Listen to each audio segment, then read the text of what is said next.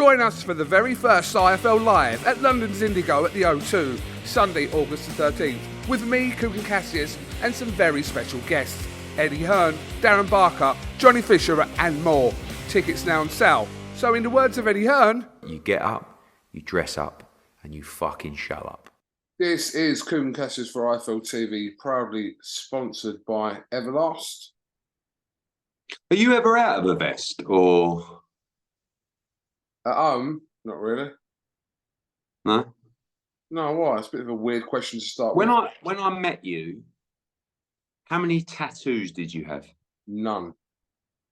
Seriously? None. You're joking? No. Why? Do you know what, right? So I remember a conversation, I think it was about 2 years ago, and I went to you, I am going to do a minimum of 40 shows this year. And you went, you won't do 40 shows. I went, I will. And you went, all right, we'll have a little bet. You went, if you don't do 40 shows, I get to slap you, like, or punt, whatever it was, like undefended, straight on in the mush, or you have to have a tattoo. Right. And I actually only done 30 odd shows, and you never even mentioned it, and I was quite pleased. But the reason I mention is you have covered yourself in tattoos, and I think as you get a little bit older, I wouldn't mind a little. I mean, I wouldn't go to your lengths. Do you know what I mean? But obviously, cast my mind back to then. A little bit chubby, love handles. Obviously now, pecs ripped to shreds. It would actually, I think it would quite suit me. All right, let's address one weird thing at a time.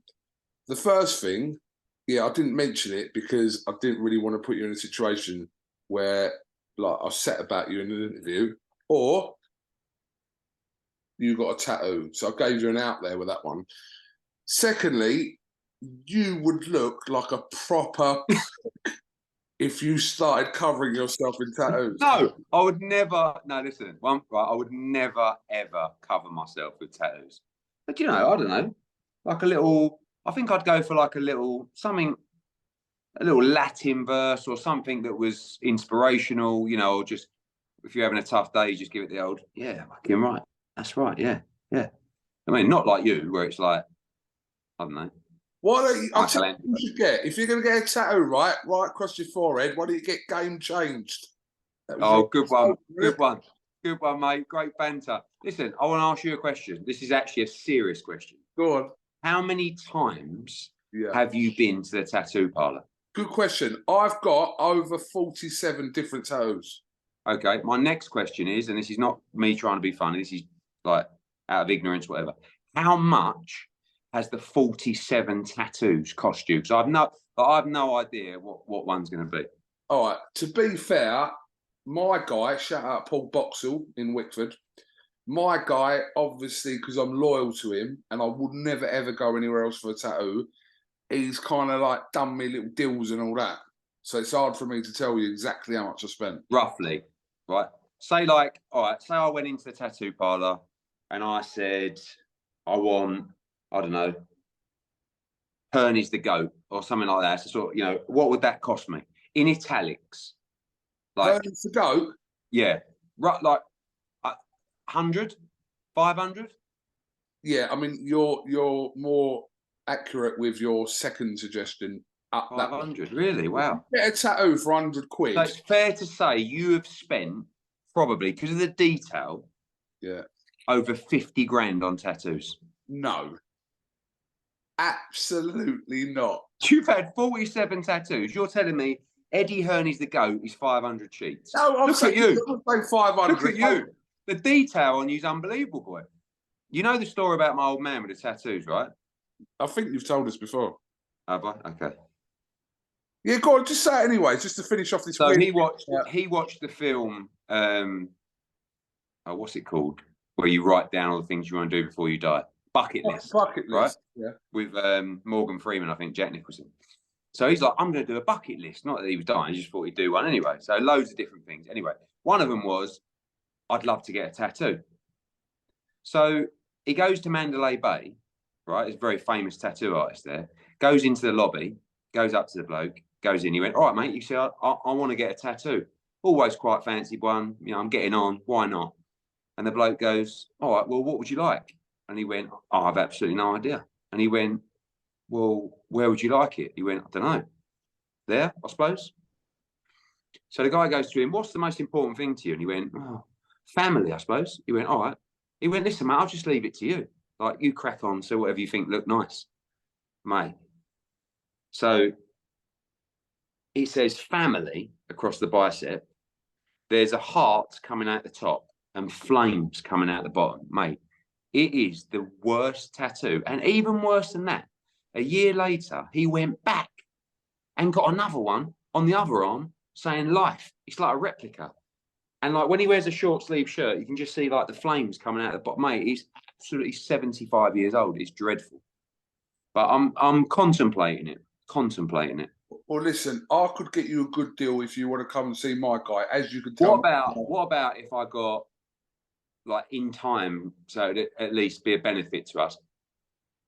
IFL Live, August 13th, 02, or something like that. Do you know what I mean? And then I can do a little photo shoot AJ week with the tat, because I know how hard you've been pushing it. Do you know what I mean? Unbelievable. I love you, mate. Your promotion's on another level. Another level. Yeah, but you've got to understand where I got it from, because you obviously, I know. You know. I know. But all I can say is, if you haven't got your tickets yet, August 13th, 02, night after AJ, we'll see you down there. Sounds like the entire boxing world will be in attendance. I hope so. I hope so. As long as you turn up, me old boy. I'll be there, mate. That's all we want. Right, let's jump straight into it. Eddie, an absolute sensational performance last night by Terence Bud Crawford, destroying Errol Spence.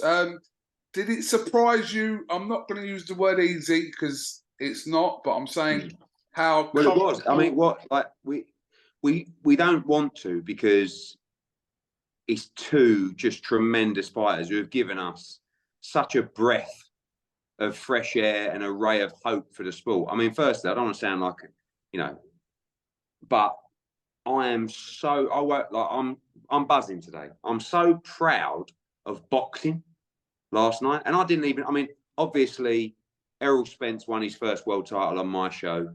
Terence Crawford won his first world title on my show. So you do have, I mean, I have to take some credit, obviously, but those guys. Credit for what? As a joke. This is the problem, by the way. Like an American would watch that part of the interview and go, I can't believe you said that. But anyway, these two. You half mean it, though. You half mean it, though. These two, thank you. And please, let's this be a lesson. Well, not even a lesson.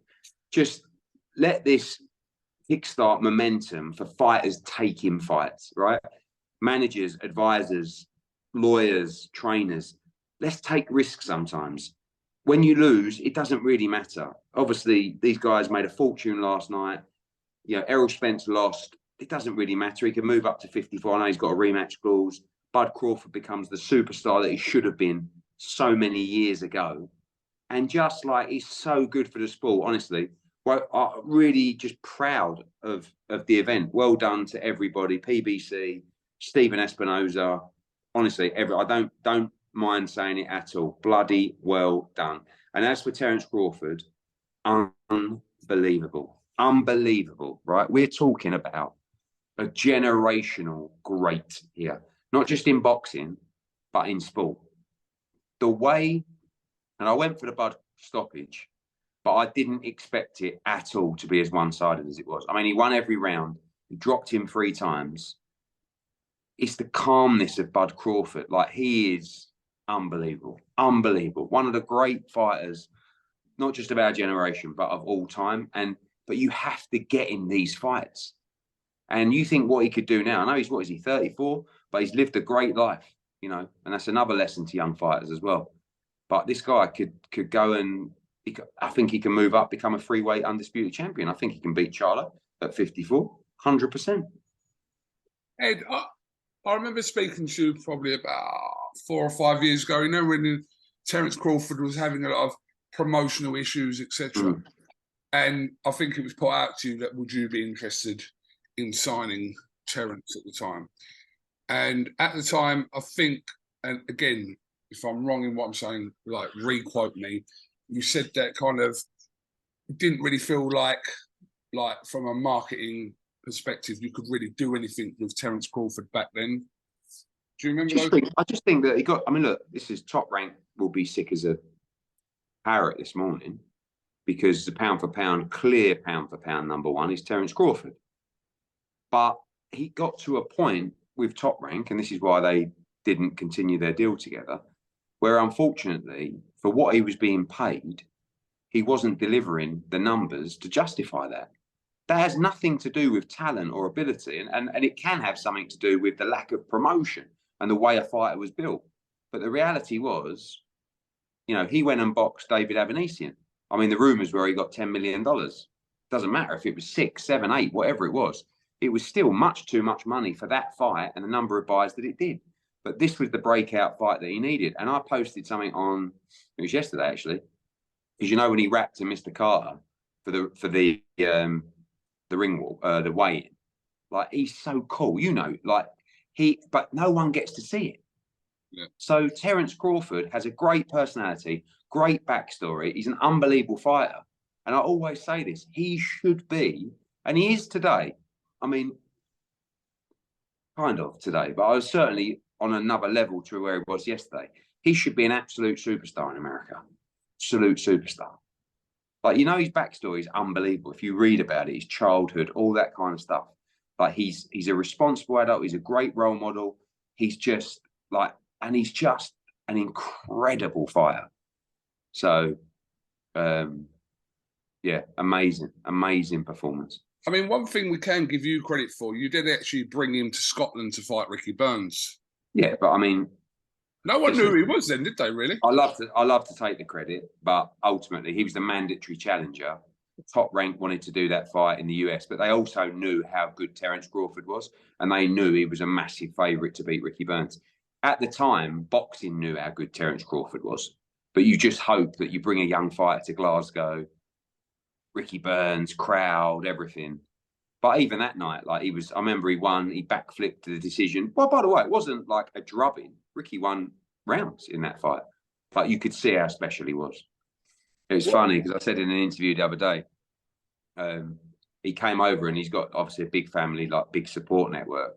And I think as usual, you get like 6 rooms for the team. And he would just, at the end of it, I got a bill for like $3,000 for all these breakfasts. And I think there was like 7 or 8 people, like literally like in each room, like coming over to watch him. And I always mention it to him. I actually DM'd him this morning. Yeah, left me on scene. Lovely. Well, he blanked you. What? He blanked you. Yeah. Imagine how many DMs he got today, though. He probably thought I was trying to sign him. But I wasn't. I just said something like, I can't remember. I said, I always knew you were special, but last night was something unbelievable. And I said, and this is a phrase I love, big game player. You know what I'm saying? Yeah. You know, when the moment comes, you can perform something so special. Big game player. And if you are watching this or you're a fighter and you are a big game player, congratulations, because they're the special ones. When it matters, when the pressure's on, when you need to pull something out of the bag, on the biggest stages, you do it. Big game player, baby. All right, mate. What do you think about Errol Spence at the weight? I mean, look, like you can analyse, I don't think he looked very sharp at all, but it was just the timing, it was the footwork. I mean, I said in the build-up to this fight, I think Errol Spence wins by stoppage. Terence Crawford wins by stoppage because I think he's stronger at the weight. You know, he come from 35 to 40 to 47.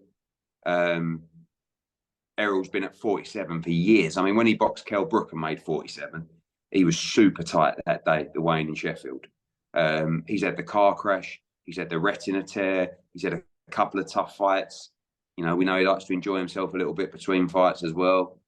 And I just think, you know, you talk about small percentages, but it was the brilliance of Terence Crawford that won the fight. But it's difficult now because he's got a rematch clause by all accounts. And like, you know, he'll want to exercise the rematch because it's what you do. But be a tough one to overcome for sure. How many buys do you think you've done? I really hope it did really well. One, so those two get a nice few quid, but two, to show everybody that real boxing fights rate well.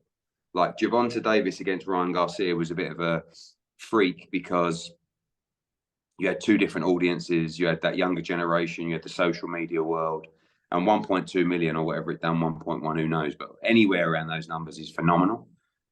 I would say this probably did anywhere between 5 and 8.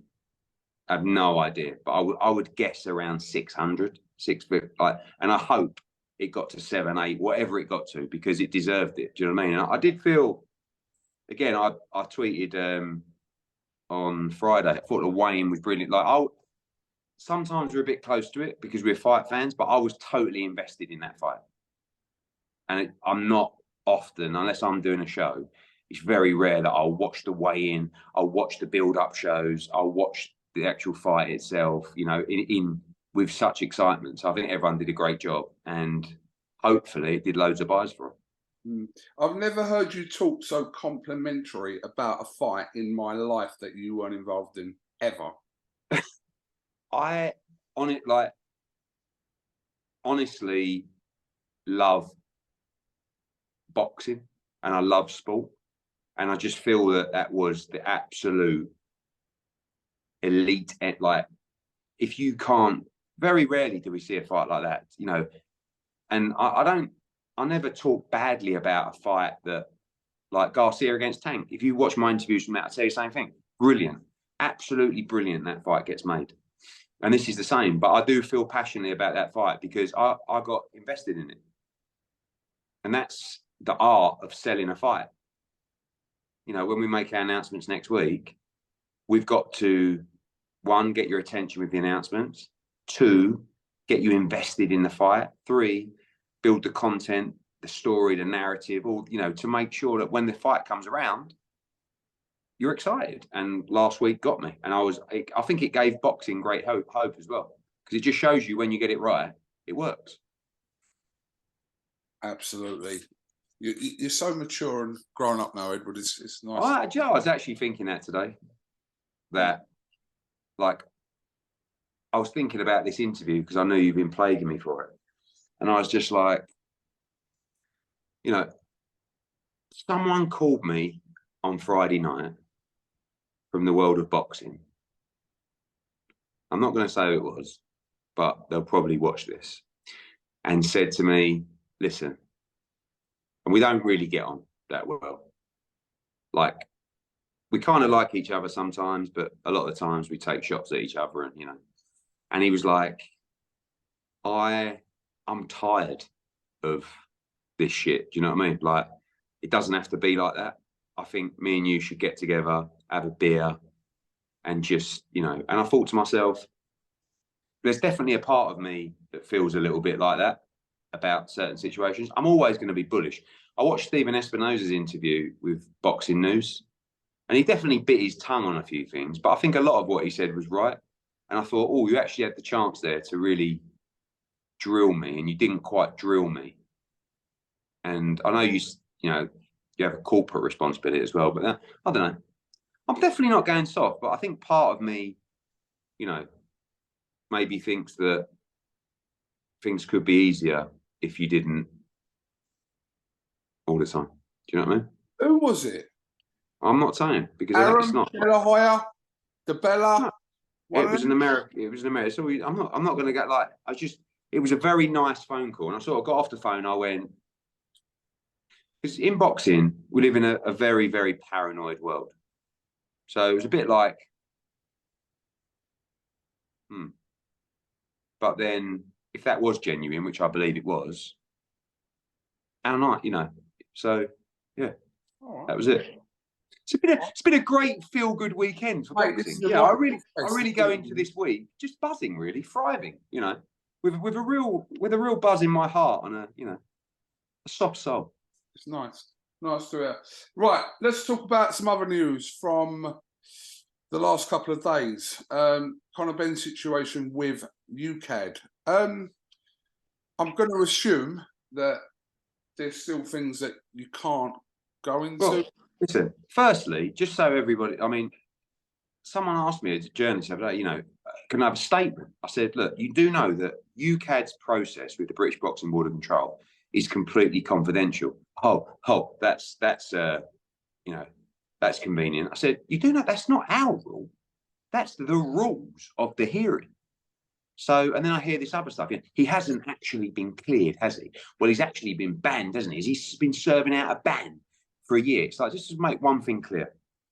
Conor Benn was provisionally suspended, subject to a hearing. He had the hearing. He is no longer, so that suspension was lifted and he is clear to fight. He has been cleared. I don't know, like, he hasn't really been cleared, has it? Yes, he was suspended. The suspension's been lifted. He's clear to fight, right? So at the same time, what are you pulling a face for? No, I've got a couple of questions. I'm just... So you can ask him, but also it gets on my nerves because it's like we went through the process that we were told was the correct process to go through, which was the process with the people who conducted the test, right, with the WBC. He did that. It was proved that there was no misdemeanor or whatever you want to call it. He was reinstated into the rankings and on he goes. Everyone went mad and said he has to go through the British Boxing, even though he didn't have a license, he has to go through the British Boxing Board of Control. He has to go through UKAD. So he did that. And now his suspension's been lifted. He hasn't been banned. He's clear to box. So at what point, what do we want to do now? You know, I mean, so that's where we're at. But okay, so in that time period, he wasn't serving a ban. He was provisionally suspended, yeah. So in that time period, he wouldn't be able to box in the UK. British Boxing Board of Control's rules align with UKAD. So any disciplinary matters regarding testing are through UKAD. So if you're provisionally suspended, you cannot apply for a British Boxing Board of Control licence. You cannot have a British Boxing Board of Control licence or box in this country if you are suspended by UKAD. Okay. This also about the 21-day rule to appeal from UKAD. What can you tell us about that? That's a standard rule. And, you know, I think most of this stuff, no one historically really comments on anything to do with UKAD. There's other British fighters that have been through this process. You've never heard anything from either side. But when someone issues a statement, it's very usual for UKAD to confirm a statement or whatever. Conor, I mean, the other thing I'll say is we actually got this decision on, like, anyway, a day or whatever it was before, and it didn't leak, remarkably, because Conor Benn won the case effectively. So he certainly would have if he would have lost the case, but that's another story. So Conor Benn wanted to issue a statement, and I believe his lawyers contacted UKAD to let them know he'd be doing that. And they also issued a small statement to say, correct, his suspension is lifted, he's no longer suspended, and we won't be commenting more on the matters, but we also do have 21 days to appeal. So I guess that's on them. Do you expect them to appeal, Eddie? Sorry? Do you expect them to appeal? I don't really know enough about the case. In all honesty, I believe not. But, you know, who knows? Who knows? You know, hopefully we can just move on now. He's been through 2 processes. He's not been banned. He's been cleared on both to proceed. And our next move, which is already underway, is to contact the British Boxing Board of Control and talk to them. Obviously, look, he has the choice, as some fighters have in the past, to get an international license and get permission to box in the UK. But I would like him to get a British Boxing Board of Control license. I mean, I know that there's been a lot of backwards and forwards between the 2 parties, but for me, if you're a British fighter and you're fighting in Britain, you should fight under a British Boxing Board of Control license, and that's what he's cleared to do, and that's what he should do. So we'll be trying to manage that situation. Do you anticipate any issues with Conor Benn reapplying for a British Boxing Board of Control license? No, I don't believe so. I mean, he's had his suspension lifted. He's not suspended by UKAD. He's had the hearing. he's clear to box. So, you know, I know that sometimes, not even ego, but he said, she said, whatever in the past, but it's time to move on. It's been a year and 6 months since he boxed, or yeah, a year and 5 months since he boxed. It's time for him to return. He's gone through every process anyone's asked him to, and we're here. So ready to see his return, and I can't wait. Do you anticipate that 200 and whatever page report would be made public or not? I very much doubt it, considering that UKAD's rules are that it's confidential, and same with WBC. But, you know, who knows in time? There's a lot of new science that's been presented recently as well, beyond that document. And obviously, you know, it's been an ongoing investigation, all ends, for like a year now. So I'm glad it's over. Okay, so when you say over, like I said to you, you're going to go through the process of trying to reapply for a British Boxing Board of Control license. But when you say it's over, it's done, finished. There isn't anything more pending regarding this. No. I mean, you know, subject. Obviously, there is always an appeal opportunity in these kind of situations, but we believe the situation's over, and we're moving forward now with his career, planning his next fight, and that's what we'll be doing. Yeah, in terms of that, I know you've obviously made comments regarding a potential return in September and then in December. What are the plans for that? Obviously, yeah, I mean, look, I think that firstly, when you're looking at the career of Conor Benn and you're looking at it from a management point of view, and particularly a trainer's point of view with Tony Sims, he's been out of the ring for a year and a half. He's been through, you know, and some people like to just say tough shit and whatever, but he's been through the most horrific time. So he wants to go into the biggest fight out there, right? I think Tony Sims would probably say, I'd quite like you to come back in a, you know, good fight and then have a mega fight. So we are exploring that option of September and then December. But at the same time, if a big fight comes around, potentially in October, then I think he would be keen to jump straight into that. But, you know, I think that's up to him and Tony and the team to discuss and see what's best for his career and see where he's at physically and mentally. But I like that idea. I mean, look, he's you know, love him or hate him, probably the biggest, if not one of the biggest names in British boxing. So, you know, it's going to be a lot of eyes on him. And in that respect, maybe it is best to have that comeback fight before you jump into a Chris Eubank or Josh Taylor or Kell Brook or whoever that may be. What's that? You're knitting? What? No, I'm just plugging in the laptop, mate. All right. Knitting. So, look, we know obviously Chris Eubank's rematch with Liam Smith was announced a little while ago. How generally did that come close to happening or not? We were supposed to get the results a lot earlier than we did, which would have meant that we could have made the fight. But remarkably, we got them towards the end of the deadline period. So unfortunately, Chris Eubank misses out on a massive fight. Conor Benn misses out on a massive fight.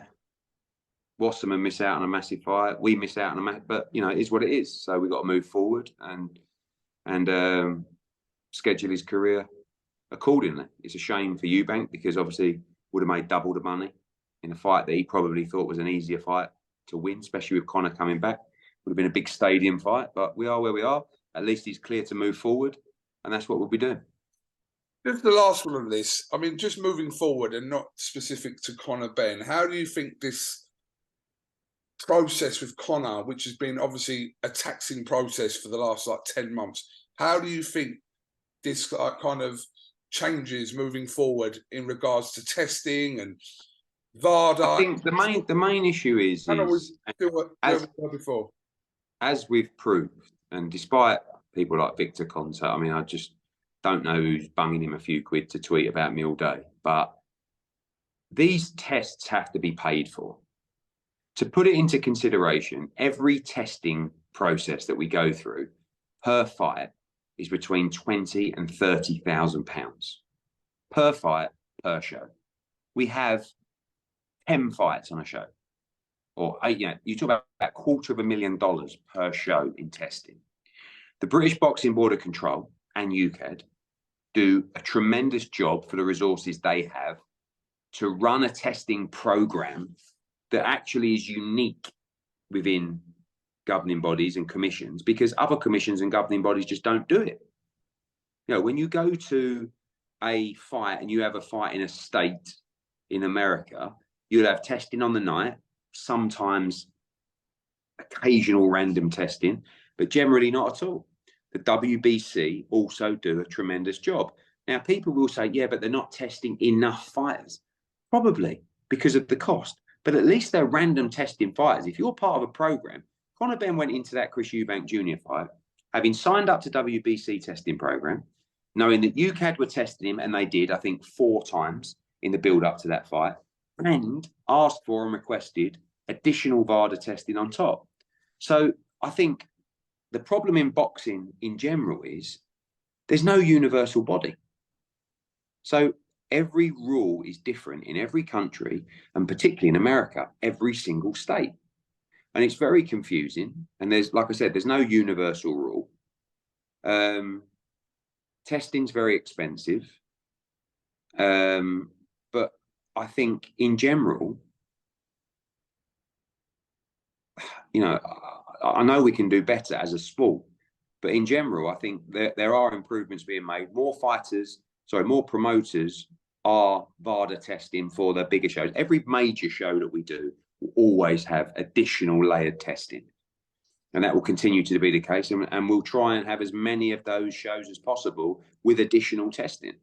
But as long as there's a testing procedure in place, which I think is where the British Boxing Board of Control do well. But the problem is with the British Boxing Board of Control's testing is they'll test generally the bigger names and the bigger fights. But the smaller names, you know, you'll probably meet a fighter who says, I've never been tested by UKAD. Whereas you meet, I mean, Conor Benn had 4 tests in the build up to that fight. Anthony Joshua, same every fight he has, plus he has the VADA testing. So, you know, it's difficult. And I think, again, one of the problems in boxing is no universal policy, different rules in different countries, and worse than that, different rules in different states in America. Okay, just a couple more things. I do appreciate it's 9 o'clock on a Sunday, Edward. I'm sure you've got better things to do than to be talking. No, mate, not at all. No, lovely. Now, announced tonight, KSI will take on Tommy Fury. Yeah. On the 14th of October in Manchester. I noticed you retweeted it. I've also noticed that you've given the whole YouTube boxing a bit of a pummeling in interviews. You know what? I really haven't. If you actually listen to my interviews rather than just read the clickbait that people like you put out. I listened to your interview. Right? Okay, and this is what I said. We need to remove ourselves as a sport as much as possible from influencer and YouTube boxing. As in, we are not them. They are not boxing. Go away over there. Not ban it from ever and get it off TV. Just saying, this is what we do. We are not influencer boxing. It's brilliant. It rates really well. It's a great entertainment format. I understand the attraction to the younger generation, but it's not boxing. So when I say boot it away, I mean from boxing. I retweet it because it's a fucking great event. And obviously for DAZN, it's going to do great numbers. If you also listen to my interview, I say loads of times, I like Misfits. I think they do a great job. Listen, everyone knows I'm pals with Calla. Mams Taylor I've never met, but he's obviously a smart guy. I love the format changes, but I never have a pop at them because I think as a product, I think it's really, really good. Their production's good. Their staging's great. But I don't want people to think that that is boxing because it's not. It's entertainment. And maybe, you know, I think Misfits on another level to Kingpin and stuff like that. And I was talking about the Kingpin event, but Misfits get dragged in because it's YouTube events and boxing. But I've had loads of people say, oh, you're retweeting this one. Yeah, it's massive. Massive. KSI against Tommy. And isn't Logan Paul's on the undercard?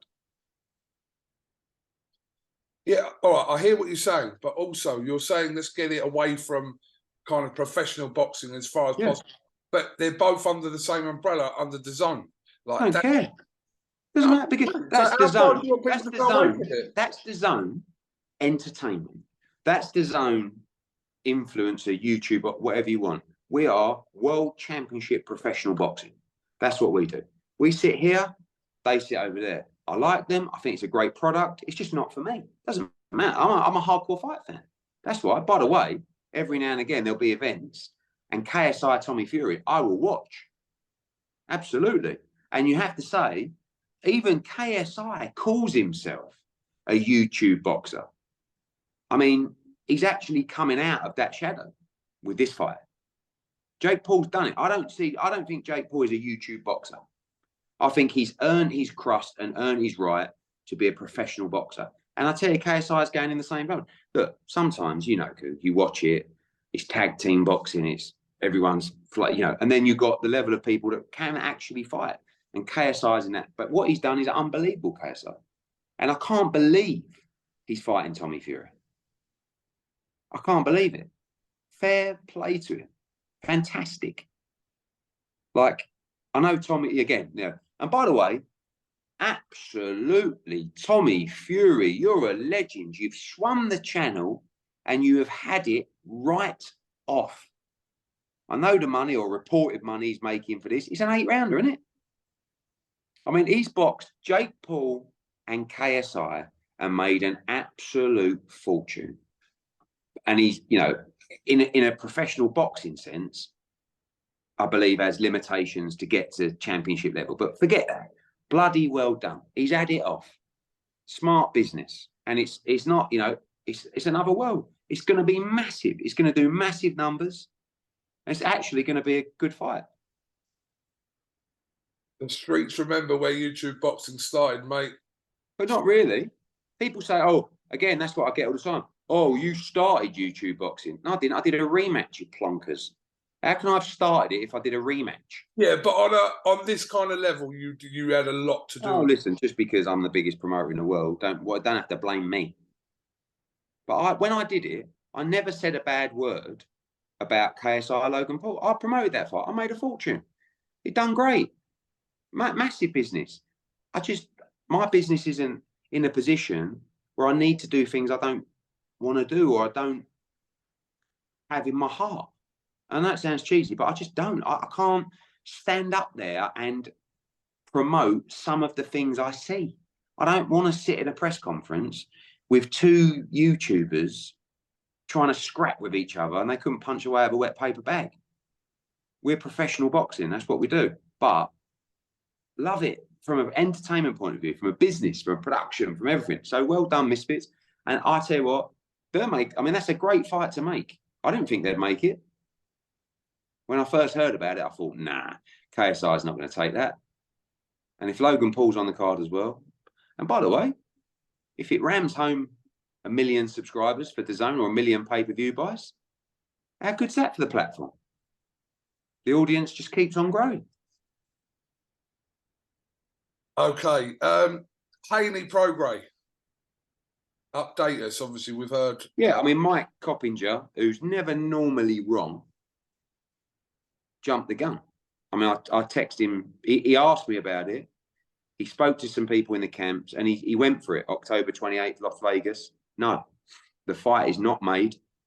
I don't believe that will be the date. Might be, but I spoke to Bill Haney today. I spoke to Devin Haney today. We're speaking to Regis Prograis non-stop. Both fighters are up for the fight. Both fighters haven't agreed terms, but at the same time, we've virtually agreed terms for that fight. But there's still some work to do. I think it's very likely you'll see that fight, but we are running out of time and we need to conclude it in the next 24, 48 hours with the WBC. But that's the fight we want to make. It's a tremendous fight. And hopefully we'll be up tonight trying to get it over the line. Okay. Obviously, this is Sunday, 9:15, but in the next day or so, we've got some big announcements coming from your side, correct? Yeah, we will announce probably like 3 or 4 shows this week. First of those will be announced tomorrow with a press conference coming on Tuesday for that one.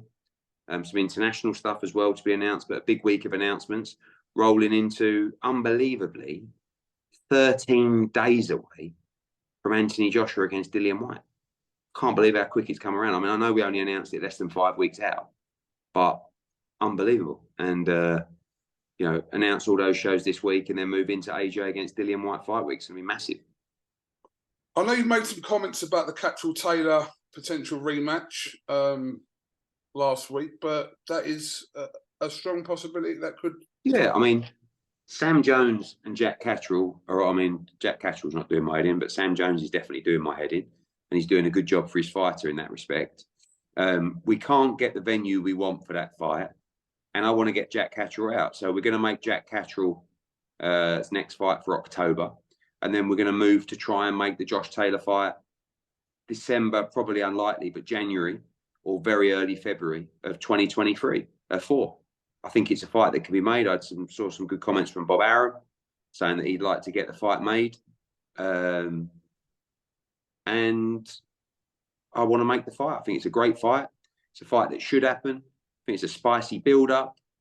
And we'll be doing everything we can to deliver that fight for Jack Catterall, or a world title fight. But certainly, you know, that's the fight that Jack Catterall wants badly. Has Tyson Fury ever been to an Anthony Joshua fight or vice versa? Good question. I don't remember even. I don't think so. Has AJ been to a Tyson Fury fight?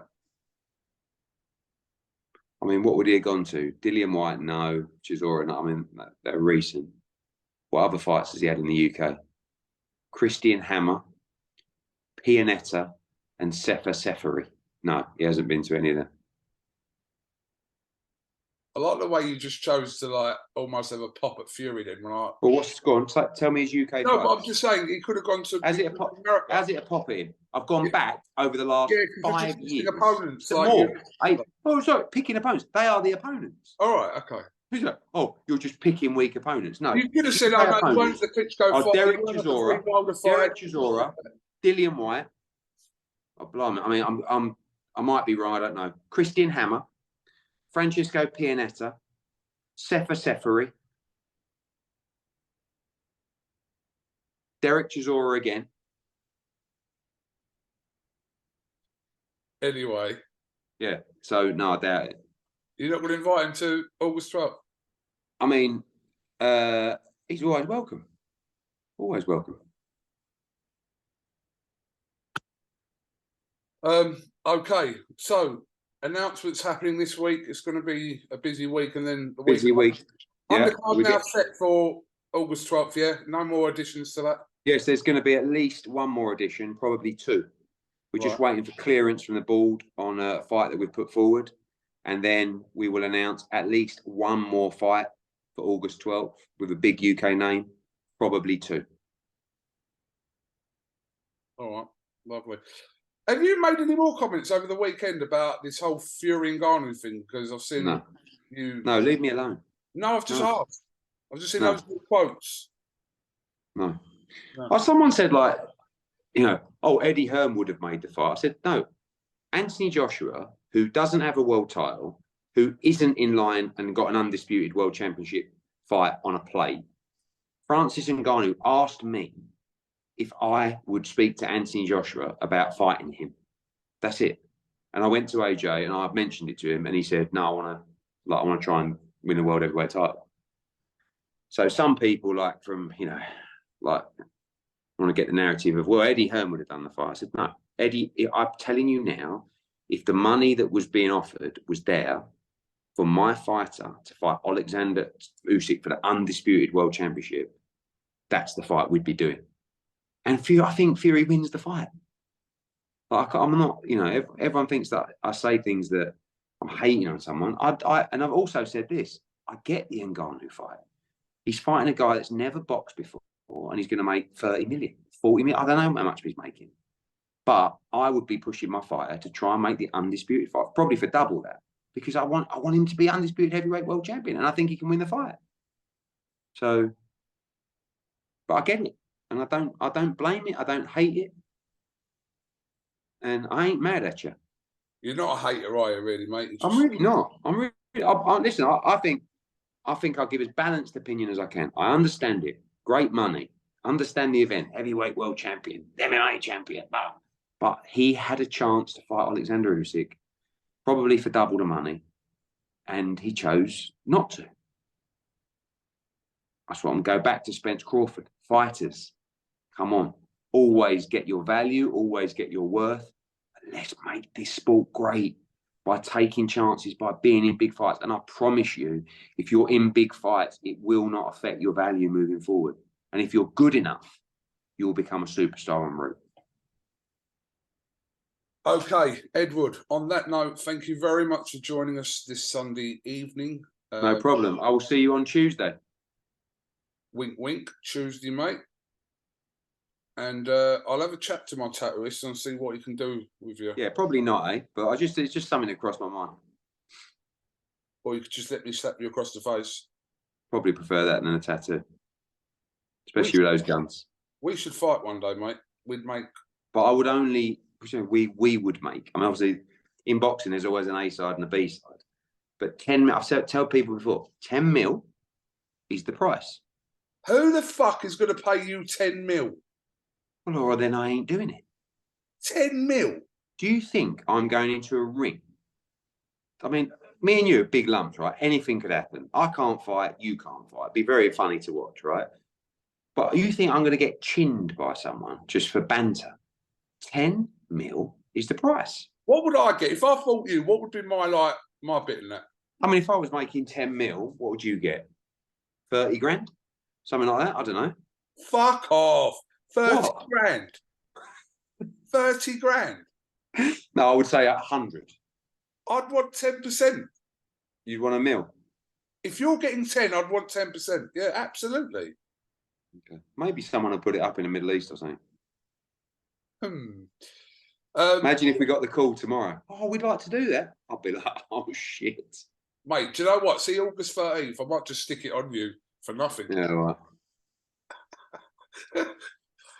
All right, mate. Listen, thank you very much. And we'll see you Tuesday. Do you want to do your screen grab right now? Like your screenshot? No, can you go central? And can you pull No wonder people think I'm such a prick. It's all because of you. No, like you're going mad. Mate, no more. You've got it. You've got enough.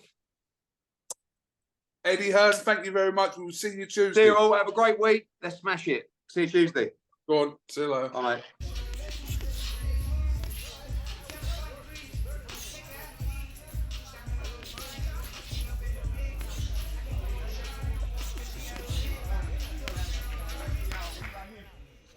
Join us for the very first IFL Live at London's Indigo at the O2, Sunday, August the 13th, with me, KUGAN CASSIUS, and some very special guests, Eddie Hearn, Darren Barker, Johnny Fisher, and more. Tickets now on sale. So in the words of Eddie Hearn, You get up, you dress up, and you fucking show up.